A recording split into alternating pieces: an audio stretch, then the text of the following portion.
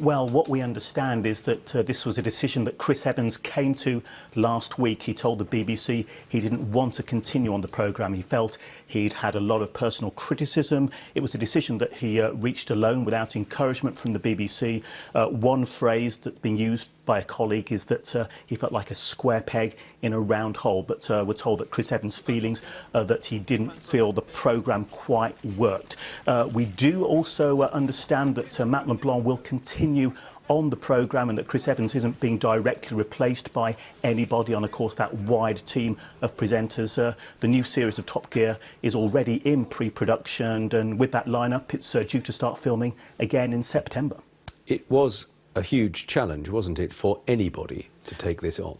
Absolutely. Under Jeremy Clarkson, James May and Richard Hammond, Top Gear had grown into a hugely successful show, really built as much around their personalities as it was around actual motor cars. So somebody following up on that and recreating that chemistry with a new team was always going to be a big ask. That said, the programme was a huge success in the UK. It brought in millions of viewers to BBC Two, the kind of viewers who don't usually use, in some cases, BBC services and output, so that was very valuable to the BBC. And internationally, it was bringing in something around £50 million to BBC worldwide. Now, you know, the BBC do feel in many ways this programme has been a success this year.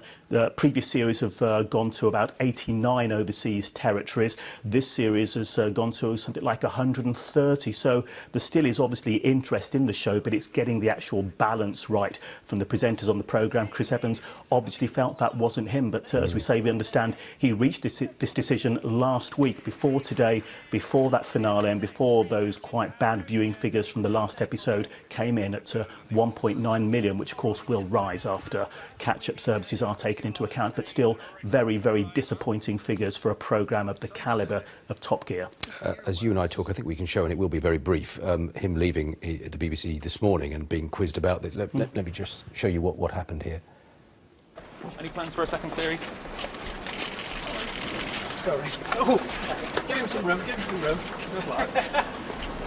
I said it would be brief and not necessarily terribly illuminating, but we do now know what has happened since. So the BBC will stick with this and will look for a replacement at some point. Well, our understanding is they're not really looking for someone to replace Chris Evans.